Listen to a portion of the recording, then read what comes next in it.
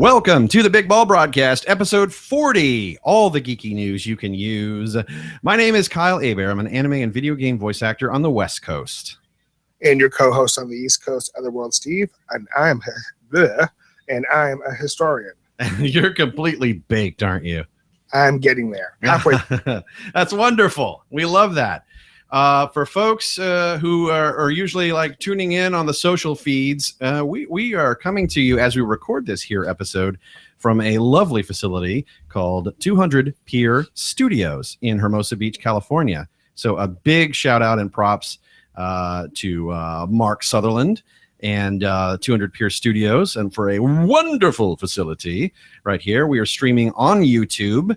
And we want to thank all the folks in the chat room, all the people who are watching via Twitter or Facebook or wherever you click the link. Thanks so much. We do a live audio stream every week, every Wednesday night at 9 p.m. Eastern, 6 p.m. Pacific. This one was a little bit different, but we got everything going here. So a big shout out to and props to Mark. And also, if you're watching the video stream right now, you may notice there is a very beautiful woman on the other side of this table. And that would be my fiance, Ryder. Hello. Hello. Thank you so much for joining us. Say hello to the people. Go wave to the camera. Go get close and like, hello. Howdy, y'all. Oh, isn't that sweet? You know, I've always said that our podcast needs more Southern accents. Got them now. Yeah, it's true. I don't know. Can you do a Southern accent, Steve? I cannot. And I just, for the sake of, so everybody knows what's going on, I'm still in Massachusetts in my dingy, drafty basement, not having any of the fun these fuckers on the YouTube live stream are having. That's right. That's right. We are fuckers. But we wear that badge proudly. And with the beautiful beach behind. Yeah. Yes. Hermosa Beach in the background. I can see it. The sun has gone down. Earlier, it was kind of in our face as we were running tests and setting up in here, but it went down just as Mark promised, and now it's just lovely. Now we see some street traffic in the background and all that lovely stuff. Lots of geek stuff going on here. Now, first of all, just so you know, my fiance Ryder is not very much of a geek, but she is trying. She's a geek in training. Is that a fair assessment? Yes. Like, you like Marvel movies. I do. Okay. And on the second viewing of Mad Max Fury Road, you decided it was a good movie? Yes. Okay. All right. I like the second half the first time I watched it. But right. I liked all of it the second time I watched it. Okay. So there's two people on this podcast that love Fury Road. Steve does not, because he doesn't care. But that's okay. That's okay, because he has peanut butter and he's high. Yes. And that's a wonderful combination. High and having peanut butter. That's true. That's true. I mean, we're all very happy. In fact, speaking of happy, isn't it wonderful that we can all sing the song Happy Birthday without getting sued? What? It's true. It's true. It is now become a matter of public domain. That song. You know how you would go to a restaurant and they would sing their own version of Happy Birthday? Yeah. Yeah. Well, apparently no one's going to have to do that anymore. Right, Steve? I mean, you got a tab open there to tell us a little more about that? I do. And it's actually a trip because on the heels of this news, there's this wonderful mashup video on YouTube that compiles all the different ways movies and TV shows have getting around this for the last couple of decades and the changes they've made to the song or their own uniqueness. Little backstory.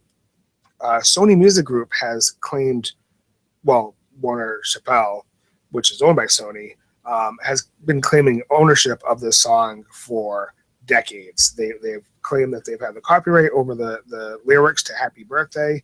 And believe it or not, it generates about $2 million annually for them in licensing for people who want to use the actual Happy Birthday song.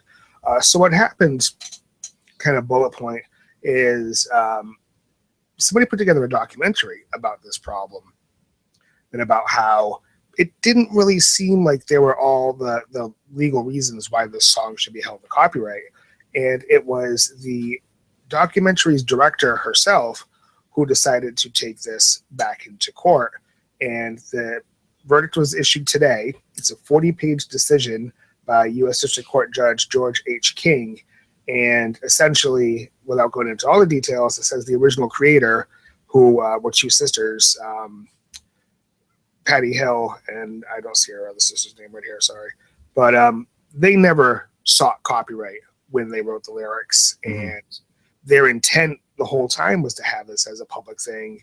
And long story short, after decades and decades, the judge ruled in favor that this is absolutely a piece of the public domain and probably should have at no time ever been under copyright. Yay! If we had an applause sound, we would employ that right now, and standing ovations everywhere. Now, I was talking to my wife about this earlier, yeah. And the one thing that we both agree about is seeing that the judge's decision essentially said that it should have never been under copyright. I think that Sony should issue refunds to everybody who's licensed it over the last 50 years. Well, yeah, after all the hacking and credit card, debit card, passwords being compromised in the PlayStation Network, why not? Let's give back to the people. For all the people who just like PS4 exclusive, eh? I don't think so. Why don't you just give me money back so I can sing happy birthday and live without looking like one eye open, sleeping one eye open, and all that shit. Now, do you think that the restaurants are going to change over like really quickly now that they can sing happy birthday? Or do you think they've become kind of accustomed and acclimated to their own unique spin on it? I don't know. What do you think, Ryder? I don't know. Do you care? Not really. Not really. I don't. That's the thing, because I'm not crazy enough to want people to sing happy birthday to me in a public setting. So No, I hate that. Right. Hate that shit. Yeah. Yeah. It's never it's never a case of why don't you actually sing the song? Don't just Oh yay! Mark is bringing over the Chardonnay. Chardonnay. Thank you, Mark. Yeah, he's the man. Yes, he is. Yeah, tip your waiters. That's right. Steve is yet more jealous, so he's going to show that jealousy by being really quiet right now as he's seething. Take a hit for me, Steve. All right, I will do that just for you. Thank you. Oh, we did get some applause, actually. John La Piana in our chat room said, need to have the Monty Python clip of the old ladies clapping. I know many DJs have had various movie and TV drops, because Mark Sutherland is also a radio guy. He knows exactly what it means to have on-demand sound effects at your whim to sound all slick and produced. But this is a podcast, folks, and we're hardly professional. We're professional amateurs. I think that's what we get down to. Something like that. Professional. Do you want now? Is it amateurishly professional? Yeah, exactly. What do we want to talk about? I want to talk about this article I found on Yahoo Travel today, and it is really sad, as the headline states. Selfies, believe it or not, kill more people than sharks. That is a staggering statistic, sir. It's incredible because I love the examples that are brought up in this Yahoo article. You had a Japanese tourist at the Taj Mahal who died after falling down the stairs while taking the selfie. Recently, you also had a Japanese tourist who was attempting to take a. Well, yeah, I mean that's the story about him. Oh, yeah, he had like sustained head injuries and all that stuff. And then this past May, a 21-year-old accidentally shot herself while posing with a gun in Moscow. Fortunately, she did live. And in August, a man was gorged while attempting to snap a picture of himself during the running of the bulls in Spain. Oh, nice. And I was reading in the Yahoo article also that kids in Russia are electrocuted when trying to take selfies on top of train cars. And it actually has the breakdown, the actual stats that you had so far in 2015, 12 selfie-related deaths and only 8 shark-related deaths. Wow. It's weird because people are oblivious enough now with cell phones. Nobody's watching where they're walking. And we had an incident, I believe, 2 years ago. We had a young woman who fell into an open manhole in New York because she wasn't paying attention to where she was going. And she's still trying to sue the state of New York for that. Now you throw selfies into the equation, and I don't think it's worth dying over some glam shot on Facebook. No, and you've already had that issue at theme parks, too, like Disney and I think even Comic-Con was banning selfie sticks because people are either getting massively hurt or if you think about it, a selfie stick on a roller coaster is basically a weapon. And you just look like a fucking moron anyway walking around with it. No offense if anyone in this room walks around with a selfie stick, because they do take better pictures. I'll give you that. I'll give you that they do take cool pictures. But from everyone looking out, it's like people walking around with iPads. It's like you're taking a huge, like a box and holding up in the midair. It's like, okay, say cheese. And yet people still do it. And there's people that are all excited about the iPad Pro, which is way bigger than iPads ever have been. It's like 2 or 3 iPads together, and people still want to say, I want a good camera on this thing. I can't imagine slinging something around the size of a moderately sized wall-mounted television on the end of a stick. You know, I think you're a douche for doing that, and I'm not saying you deserve a horrible death, but hopefully other people with smartphones are filming that when it happens. I mean, granted, there are opportunities and there are moments when you do need to pull out the phone and take a picture to have a nice memento of things. Like if you were to run into, like, say, a Princess Leia cosplayer pressed up as the Jabba's slave outfit or something. That's a fine photo opportunity, especially if you got a hold of the actual bikini. This is some crazy stuff. And you know, I got a little depressed and I shed a tear last night. Profiles in History, which is probably one of the most reputable online purveyors of historical film artifacts, they're having another huge auction, and it's really amazing to go through the catalog. So much stuff from Indiana Jones, screen used bullwhip, screen used fedora, screen used leather jacket. These things all go for ridiculous amounts of money. And of course, there's tons and tons and tons of Star Wars stuff going up on the auction block, including pieces of the Death Star. Actually, the Corellian Corvette, the very first spaceship you ever see in Star Wars, that model is up for sale, and it's incredible. And that's why I shed a tear, because I don't know why they're so eager, so loose to get these things out there. I'd be holding on to that, you know, for dear life. I don't know why it's not in an ILM or Lucas Museum. I know that Ryder is personally happy that I don't have that kind of disposable income to buy Star Wars screen used props, because we live in a tiny apartment and we just like decluttered it over the course of several months, and we finally have it where it's manageable. And she's giving me this evil stink eye right now. Oh, that's judgy face. Oh, that's judgy face? Yeah. All right. Yes, we got rid of all that stuff, and it's slowly starting to come right back. Yeah, because I bought a BB-8 and a 31-inch Kylo Ren. That thing scares the shit out of me when I come through there at night. Well, it should. Yeah, it does. And Steve's laughing because he's like, this is going to be the Jar Jar Binks of the movie. You're going to be so sad that you bought this huge figure, and he's going to be really annoying. I hate him. I hate him, Steve. But what's really great, though, I think this is something that, you know, could fit into your apartment easily, could have some interesting ramifications, emphasis on the RAM. On the RAM. Yeah, exactly. Ryder, you know you want to wear the official screen-used Jedi bikini, right? Of course. Who wouldn't? It hasn't been washed since 1983, though. That's the only caveat. Never mind. No. Oh, it was creepy because the article here on IO9 says, I wonder how many fanboys are going to bid on this thing just so they can, you know, vicariously cop a feel of Carrie Fisher's boobies. Back in the day. Back in the day. But yes, Princess Leia's metal bikini is up for auction as part of this Profiles Histories auction.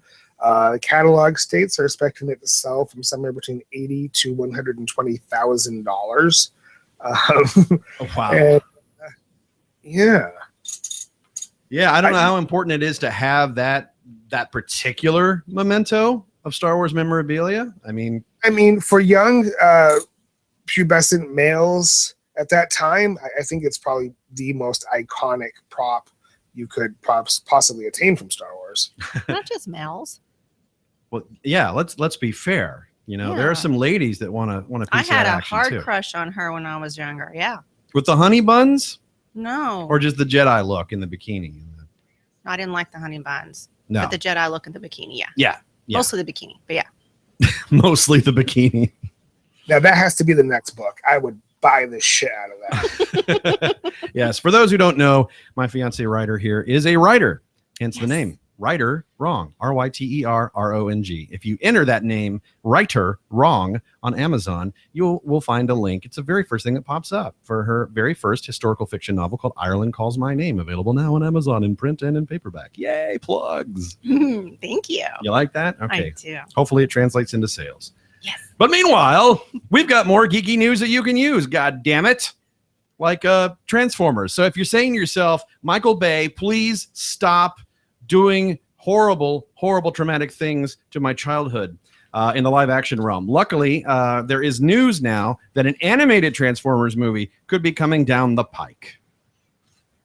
You know, as we've been talking about, the thing that doesn't get enough attention, not that I advocate it, is that Transformers is, you know, becoming its own cinematic universe, and part of that cinematic universe is an animated film. And I guess this is one of the earliest things that was talked about in regards to Transformers, and this has officially got the go-ahead. The film is going to focus on the origin story of the Transformers taking place on Cybertron, and Barner and Ferrari, who worked on Marvel's Ant-Man during production, are also working on this as well. So if you enjoyed Ant-Man, there's a potential that humor and wit and presentation is going to make its way across here. And why? Well, I mean, it could be lighthearted fun. I mean, Ant-Man was okay. Yeah, we're like a writer and myself. We went to the theater on opening night. We're all excited. It's like, all right, it's fun. There's some lighthearted moments, you know, good cast and everything, but it doesn't grab you the way that Guardians did, or Winter Soldier, or the Avengers, or anything like that. It's like, okay, it's not, you know, a total loss by any means, but I guess you could fare worse. It was worth seeing once. Have you seen Ant-Man yet? I have not, and I will pick that up when it comes out on DVD and Blu-ray, and I'll give it a shot then. It's not that I've been opposed to watching Ant-Man. I was really sick when it came out, when it debuted theatrically, so I couldn't go and watch it. So I'm being patient, and I really still, to this day, don't know anything that happens. So I'm going in still kind of cold. Good. Nice. I have to address Hero004 in our chat, who says, this is random, but Bagged and Boarded, Matt Cohen's geek podcast, also heard on Smodcast, released an episode today as we record this episode. You also do a crossover episode. I actually was a guest a couple years ago on Bagged and Boarded. He's also interviewed voice actor Yuri Lowenthal. He's a big One Piece fan. So shout out to Matt Cohen and Bagged and Boarded. Hopefully there'll be more consistent episodes and everything. We like that. But yeah, crossover. Hell yeah. Like we were saying, I think on the last podcast, we want like a Smodapalooza, right? We just want like a SmodCon where you get all the hosts of podcasts on the Smodcast network together, meet and greet with fans, hang out, chill out on, and just have a big party. I think that'd be wonderful. I think we should just find one central meeting hub, get everybody together, and just fucking debauchery. Fucking debauchery. How about that, Ryder? Can we have that? Just debauchery? You know that. Have you get me out of trouble all the time. Yeah, exactly. Now this is only after like 3 swigs of Chardonnay. Yeah. What about it? I don't know. We're just gauging you so far. That's all. Gauging me? Sure. I'm a guinea pig. Okay. That's all. Speaking of Smodco and Smodcast, our Smod father, Kevin Smith, he's doing something definitely geek newsworthy. He's going to kill off a major character in the View Askew universe. What? He is, and this is going to be in his next movie, Moose Jaws. Smith has said that he will kill off one of his main characters. It's kind of unknown if it's going to be a quote-unquote permanent demise, or if that's subject to change, especially after Dogma and their view of the afterlife. Death doesn't necessarily mean you can't come back. I don't know if you want to come right out and say who that is.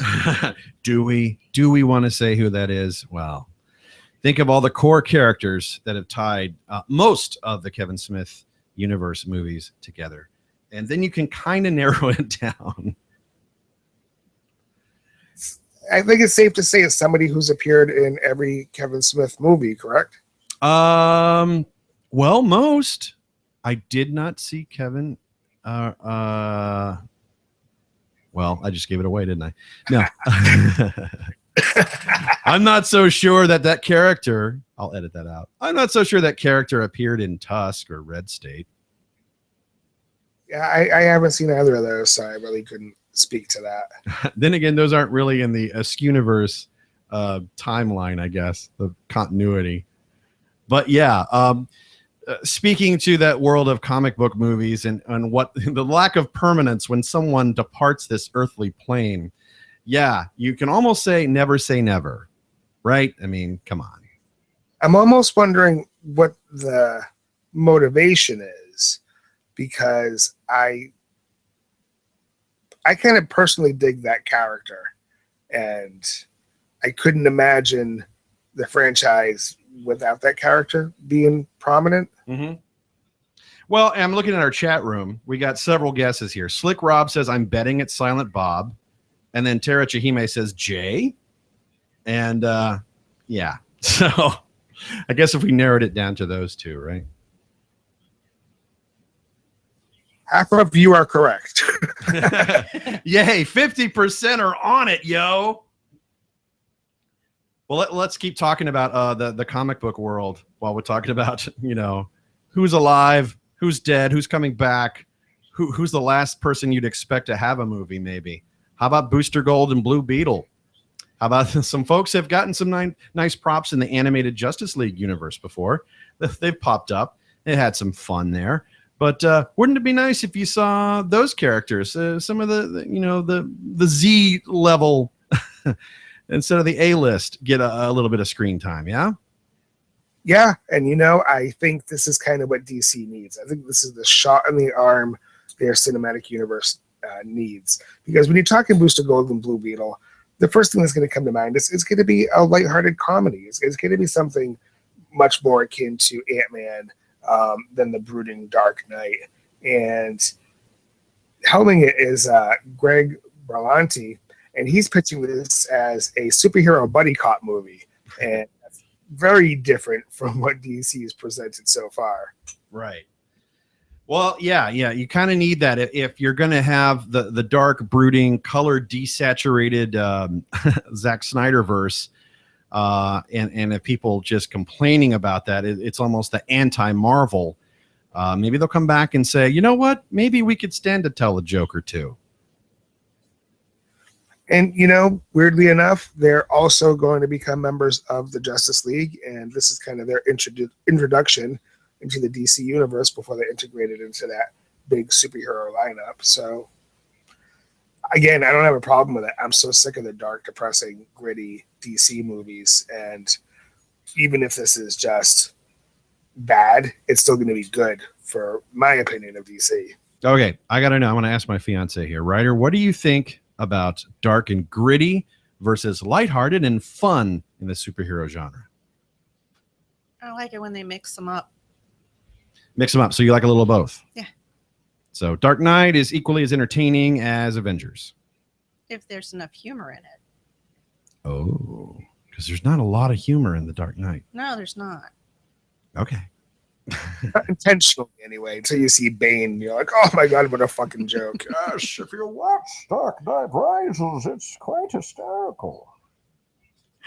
I'm going to leave that one alone. No, you should. No, do your Bane impression. Do your Bane impression. Come on. I so like Bane when I talk like this. Wow. There's a reason I'm a writer and you're a voice actor. Okay, fair enough. Fair enough. Let's go over to the Marvel side. It looks like the Gambit movie has lost its director.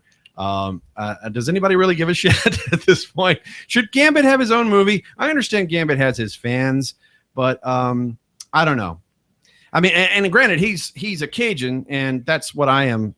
I'm originally from Louisiana, so I've even auditioned to be that character in the animated X-Men universe several times. Never got it, and if I did, I'd probably feel completely different about the character. But as it is, you've already seen him kind of not given screen justice in the Wolverine X-Men Origins.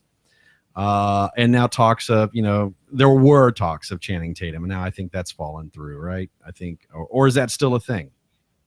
That's not a thing. He's confirmed that he's fully committed to a Gambit solo movie. Oh, he is. Okay. However, their director is not, which is kind of a bigger problem. And this is Rupert Wyatt we're talking about.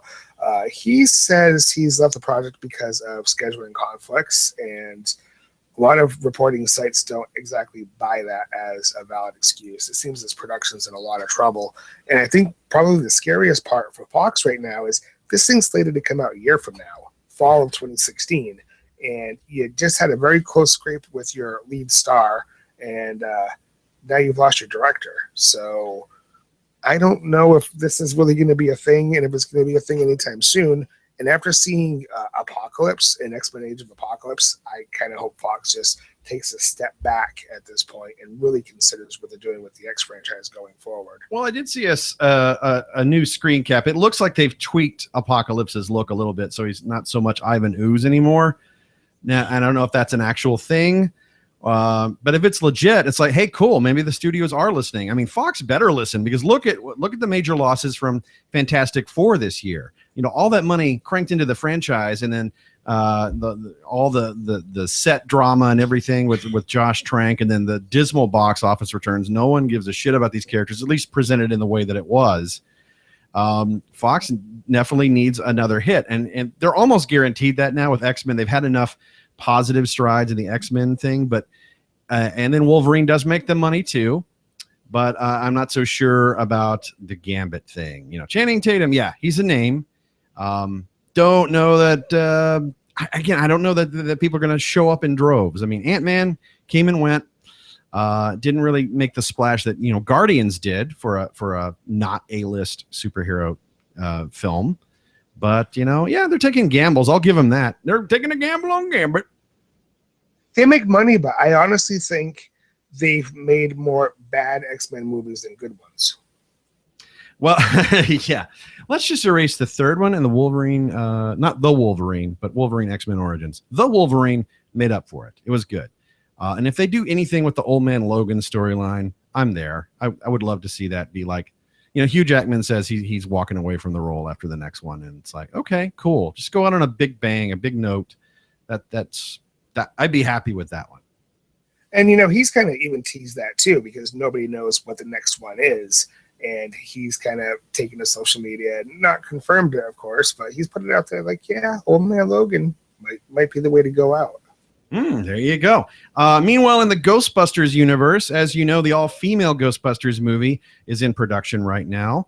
And we reported recently that Bill Murray was seen reporting to set. As you know, I had a pretty good feeling that you're going to have Peter Venkman show up. And why not have the others?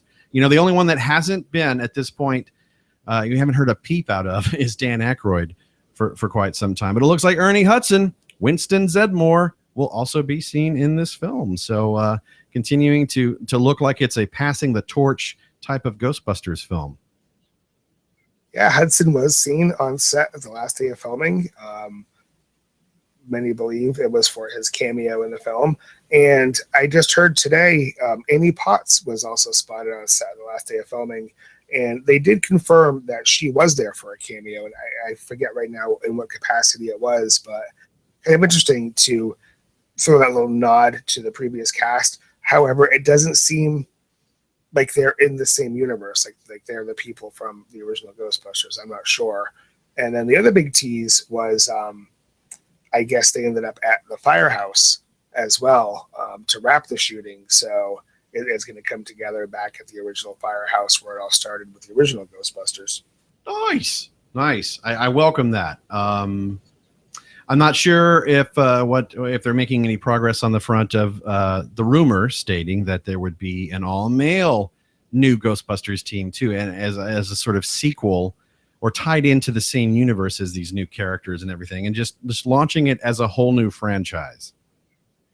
I haven't heard anything about it. I don't know if there's some trepidation waiting to see what happens when this one gets released, but I think with all the other franchises we've been talking about, everybody's trying to expand the universe as much as possible. And I think kind of oversaturate with this whole everything's going to be connected bullshit.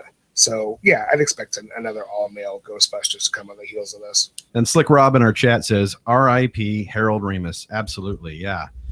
And also, he brings up, what about Rick Moranis? We haven't seen Rick on the screen in many years. He was dealing with a lot of personal family tragedy and everything. And he pretty much was raising kids. He lost his wife, I believe, to cancer or something, something horrible. And he left his on-stage career, but he's written books. And if this is something that makes him kind of have a comeback, I'm sure people would love to see his character come back as well. I know I would.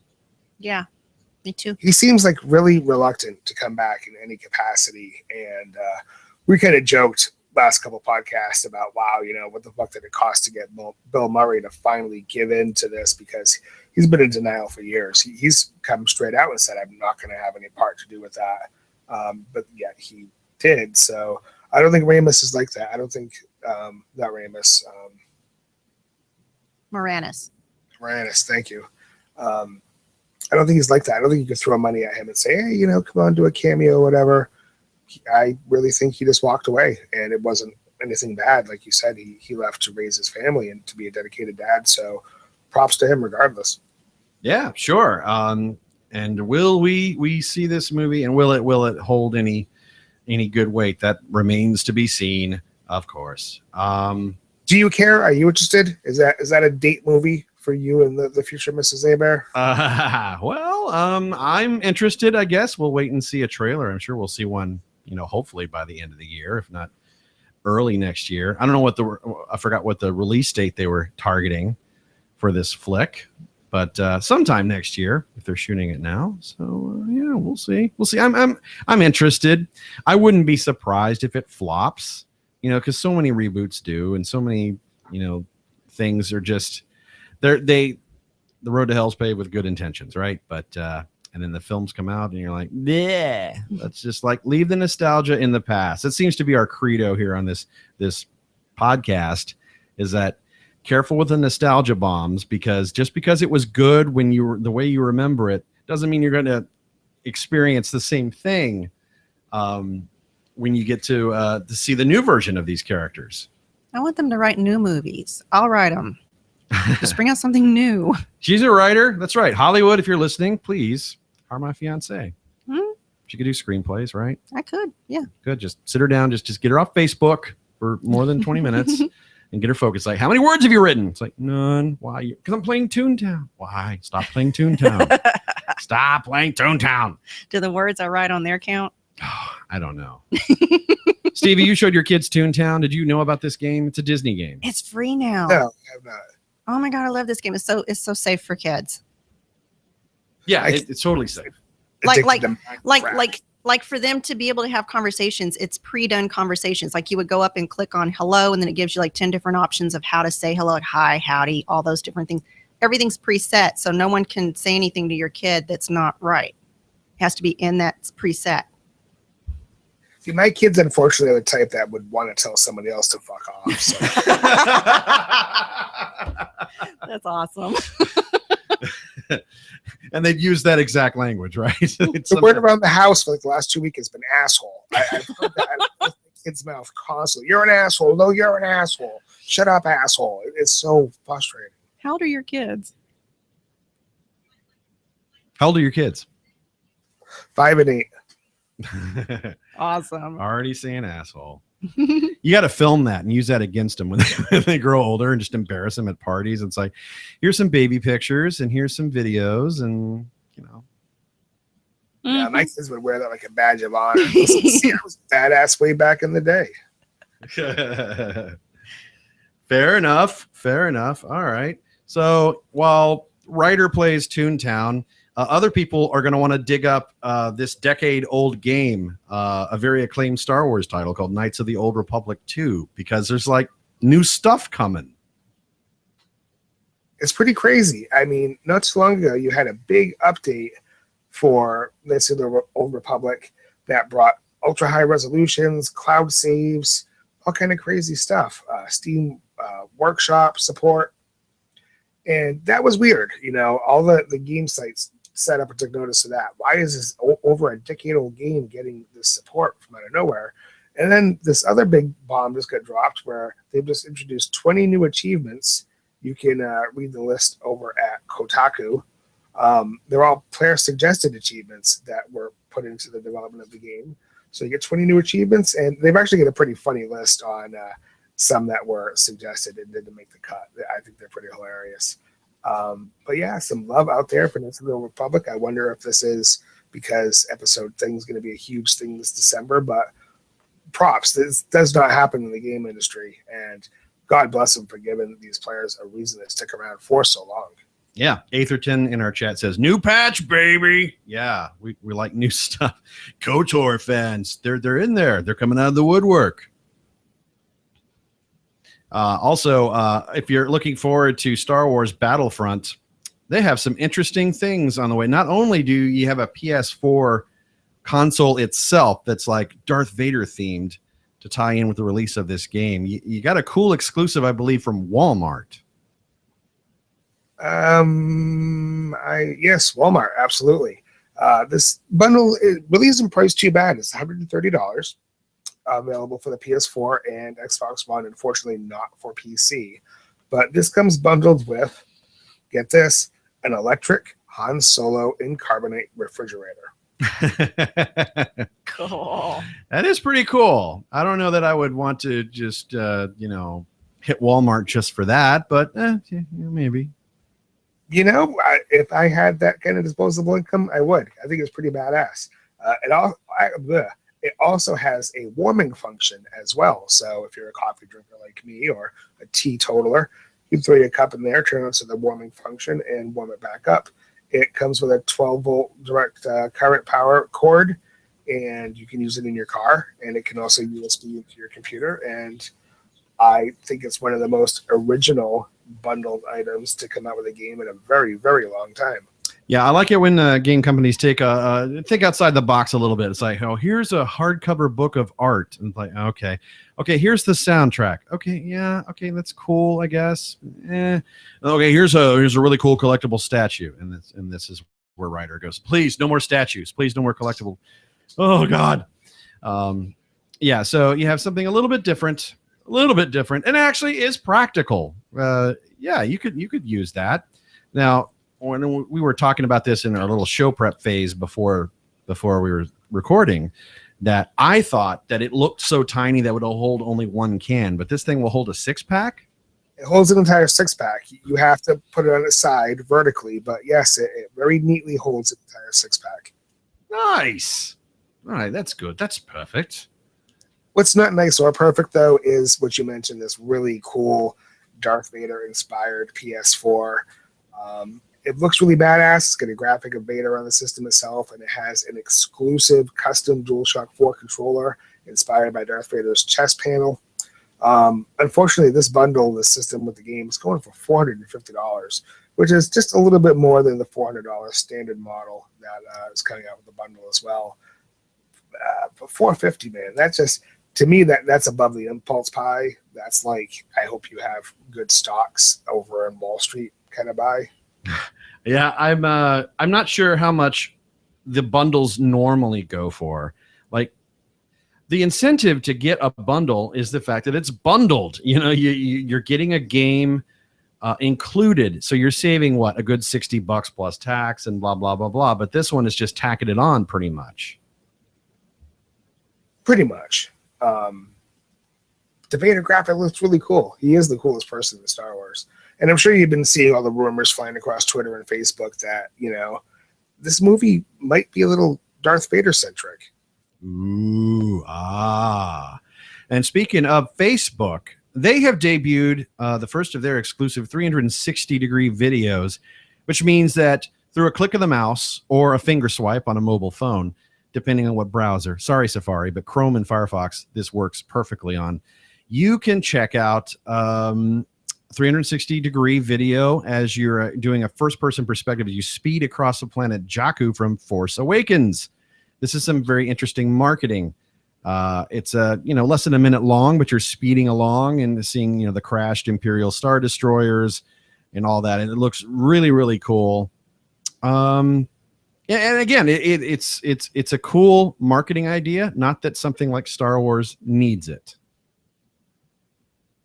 There's a whole kind of first-person shooter type action experimental film, and I guess this thing took like years to put together. And it's basically uses the same technology. What's interesting is as this movie's going on in real time, you can position the camera anywhere you want in that world. So you can see different events, how they transpire from all kind of different locations. It's really wild technology, but it right now it takes so long to implement. I think, it's going to be second nature later on. So yeah, this is just a tease. This is just the tip of the iceberg in this brand new immersive technology.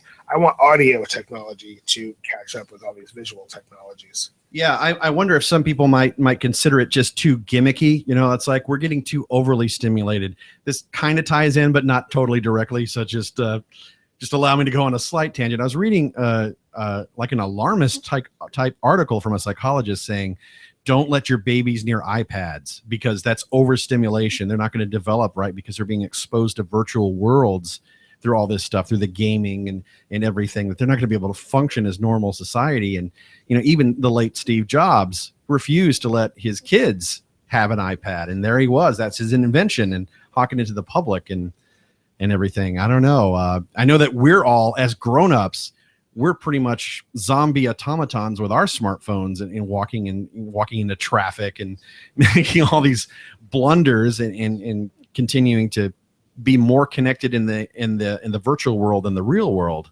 What's your take on all that? Are you okay with your 5 and 8 year olds playing on tablets and everything? I'm not okay with it, but I mean, really, what can you do? You can be dickish and not give them access to any of that. But yeah, my kids each have a tablet and they have a desktop that they share in the living room, and yeah, they don't pay attention to anything, not a word anybody's saying or what's going on in their environment, and it gets difficult to tear them away from it sometimes. But I don't know. I mean, it's kind of where we are right now as a culture, as a society. Like, do you have a rule in place where it's like you can't bring your phones and your tablets to the dinner table? Some sort of yeah, some sort of detachment phase. Ryder, how about you? When your kids were growing up, they're grown now, but still the internet was a thing before the iPads and all that. Were you seeing symptoms of them being addicted to the internet culture at all? No. My son liked modifying Nerf guns with all of his friends, having Nerf wars and things that didn't involve. Of course, it did involve electronics because he would hide cameras all over the house so that he could cheat and see where all the other people were so he could shoot them. But outside of that, no.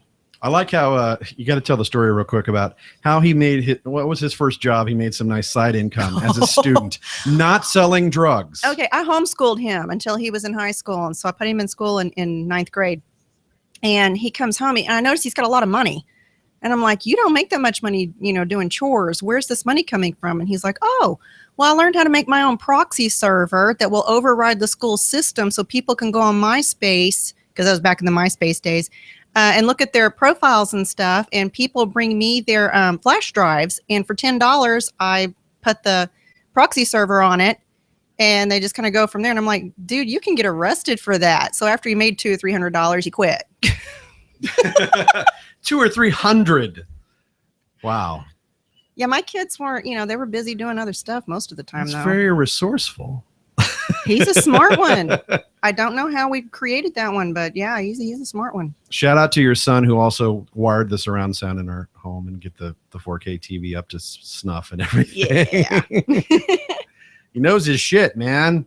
We like that. The youngins, that generation's going to take care of us one day, and they're going to be wiping our ass in the old folks' home. As we all talk like, what's his face? Walter Brennan. But and today's listeners are going, who the fuck is Walter Brennan? Anyway, I miss this because I do not have cable. Muppets, too risque. 1 Million Moms organization has already called for a boycott of the new ABC series, claiming the jokes are simply too adult. You heard this, Steve? I did. Nothing can really surprise me nowadays, I guess. But we have talked about, even in the earliest trailer, it was kind of over the top. I mean, Muppets were always adult. The pilot was ridiculously adult. But a lot of it was kind of wink and nod just over the kids' heads, and the adults would catch it type things. This iteration may kind of be beating things over the head a little too hard. Yeah, it's not South Park. I mean, is it kind of like SpongeBob, that kind of thing, where it's that adult humor? Krusty Krabs and Bikini Bottom. I mean, because come on, that's think funny. about it. I mean, Kermit smoking pot and Fozzie with interspecies sex, and I don't know. It's kind of weird. Yeah, doesn't like Nathan Fillion and Miss Piggy go off, and it's implied they like get it on or something? Wow. Yeah. The producer for the Muppets, Bob Cushel, said they're trying to tell jokes that are clever enough to work on 2 levels so the show can appeal to families. I got a quote here that says, part of the excitement of doing this show is to see where we can push the envelope, but never push it so far that the adults feel embarrassed to watch it in front of their kids. That will never happen. However, unquote, early reviews of the first few episodes have been mixed for this very reason, because people think they're just towing that line.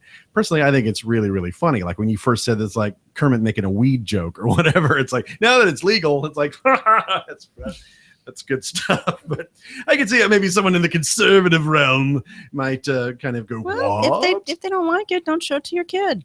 Yeah, I know. There's a million children's programming thing out there. Beats Barney. Right? I think it's just kind of shocking that this is on, a big network channel. This isn't Netflix or, a cable channel. This is a huge network channel putting this out. Yeah, because we've seen superheroes go from the, squeaky clean, I didn't do it, I swear, ambulance was going by.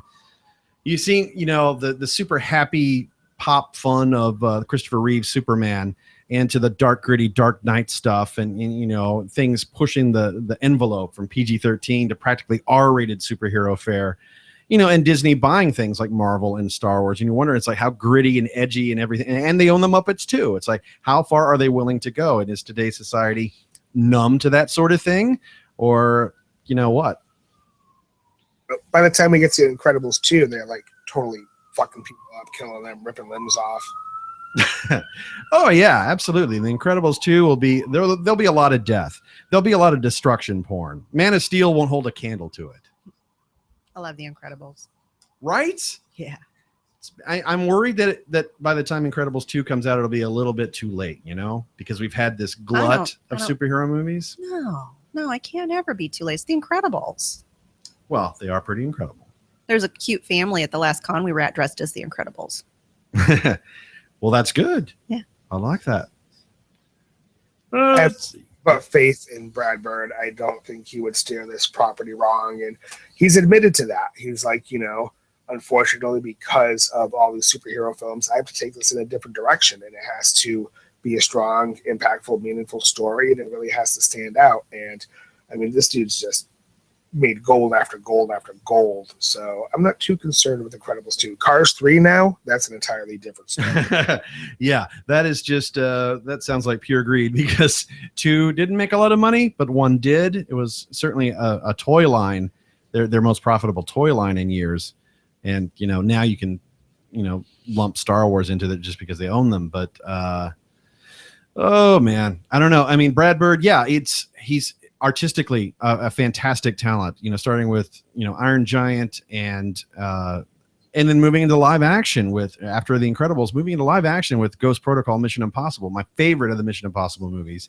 I haven't seen the new one. I can't speak to it yet, but then he did Tomorrowland, which I think deserved a much better fate at the box office. People were so into reboots and remakes that an original idea, granted based on, 40, 50-year-old theme park, but still, the ideas presented, the concepts in Tomorrowland, it's such a worthwhile movie. It's just a shame that it didn't click the way that some other flicks did.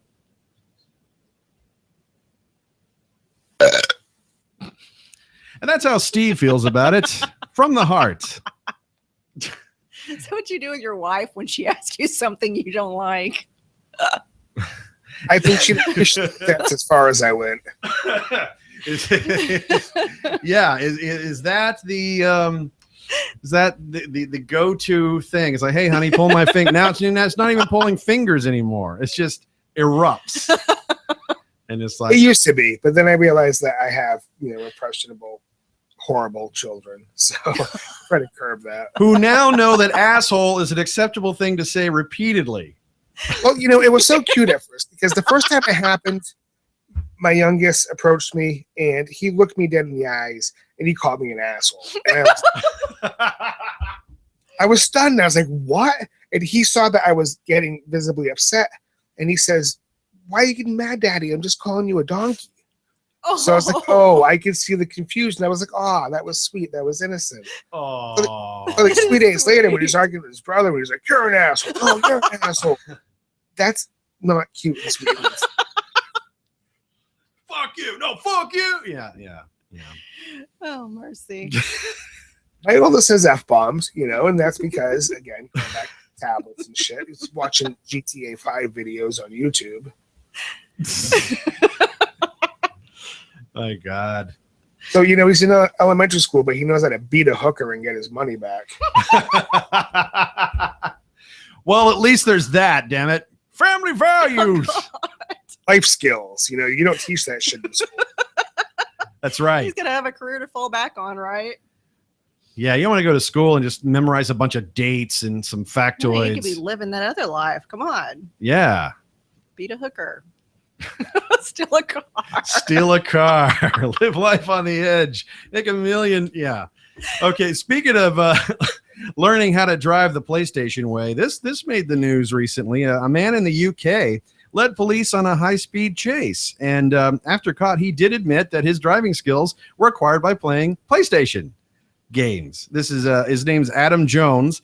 He damaged multiple parked cars, sentenced to a year after admitting aggravated vehicle taking and driving without a license or insurance. He's banned from driving for 3 years. How old is he? He looks to be in his early 20s. Wow. About the age of your son. Now, your son plays Grand Theft Auto every day for countless hours, but he is not taken to the streets with his driving abilities. No, but if he did, he can drive. The other guy wasn't learning enough from Grand Theft Auto. No, apparently not, because if he's just hitting parked cars, you know, luckily no lives were lost. No hookers. No hookers died in the making No of hookers this. died in the making of this story. Yes. But is this a real concern? I mean, do we need to be worried about stupid kids doing stupid shit like this because they played a stupid video game? Yes, they play stupid video games, and you need to be a responsible parent and keep them away from. Tell them to learn the fucking difference. No, you know what? My daughter pointed out when she was in school that they wrote papers on these things because she was taking psych course or whatever, and they had said, you know, do you think it influences you to be around, you know, violence and things versus not? Now, growing up, I taught Sunday school. And my children were not allowed to watch anything, even remote. I wouldn't even let them watch Power Rangers when they were little. And they still were violent little fuckers. So it doesn't matter. They're going to do what they're going to do.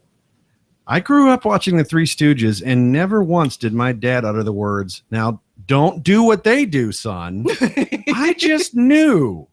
Right? I mean, shit, we grew up with the Golden Age Looney Tunes cartoons, and I don't think it ever crossed our mind to go emulate any of that shit. Like, here, hold this lit dynamite stick and let it blow up in your face just so you can go, wah, wah. Let me drop an anvil on your head and see what happens. No, we didn't do that. We were smarter. Maybe it's because we're raising, or I didn't, but a lot of people are raising their kids where, you know, there's only winners, there's no losers, nobody gets hurt, nothing bad happens in the world, everything's in this glass bubble, and because of that, they're growing up stupid. I think George Carlin made a whole rant about that very thing. I wish I could have sat and talked to George Carlin. Oh, to pick his brain, man. Right? Okay.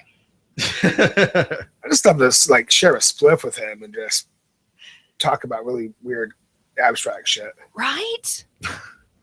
Dude was brilliant. Yes. But you know, speaking about this guy learning to drive on his PlayStation, you know, the problem there is he obviously didn't watch last week's episode of Mythbusters, and I really dug the shit out of it. I've always been a huge fan of Mythbusters, but they tackled a very interesting myth about if you can learn things through games. And the example they used was golf. Both Adam and Jamie had never played golf before.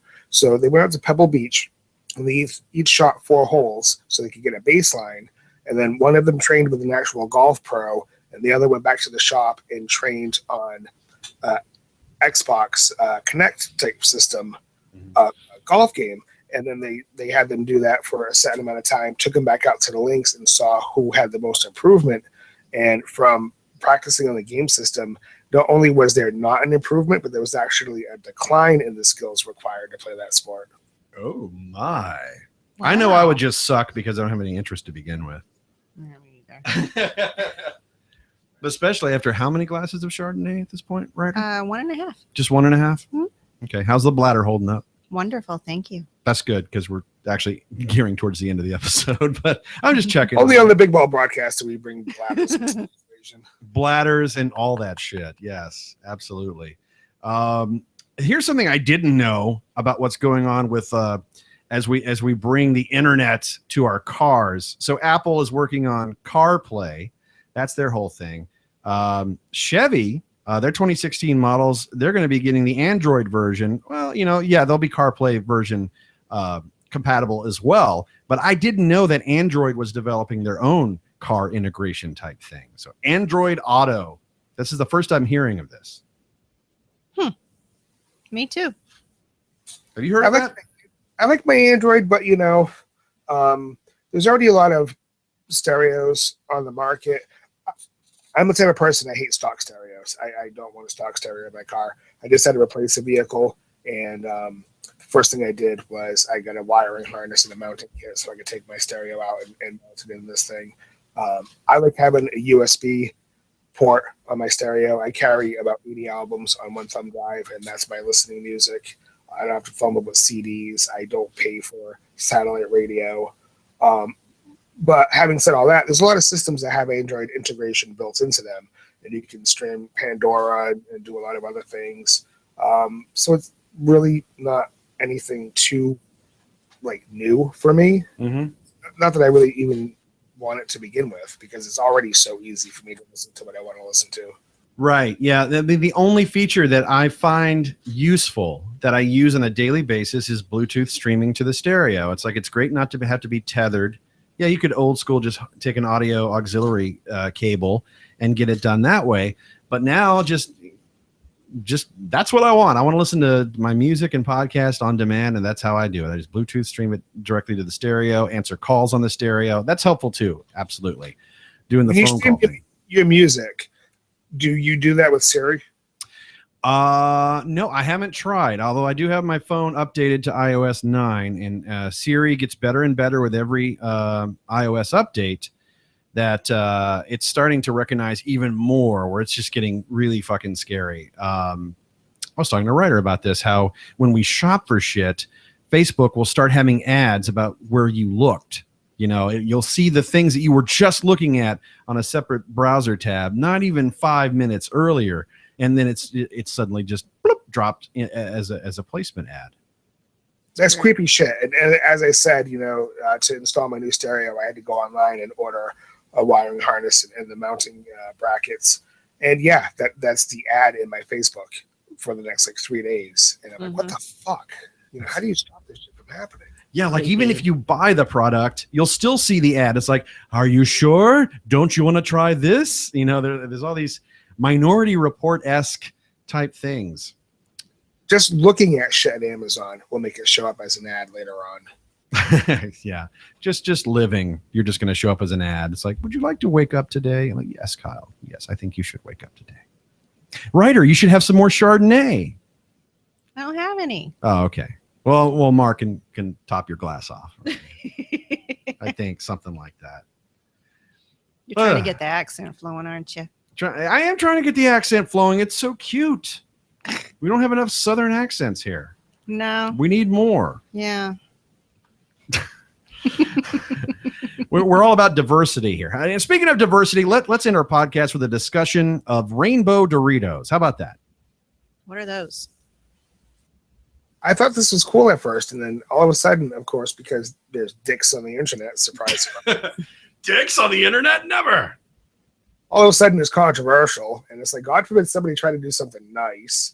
But yeah, what I'm talking about, Doritos has teamed up with the It Gets Better project, and they have white packages of Doritos that come in a rainbow assortment of colors.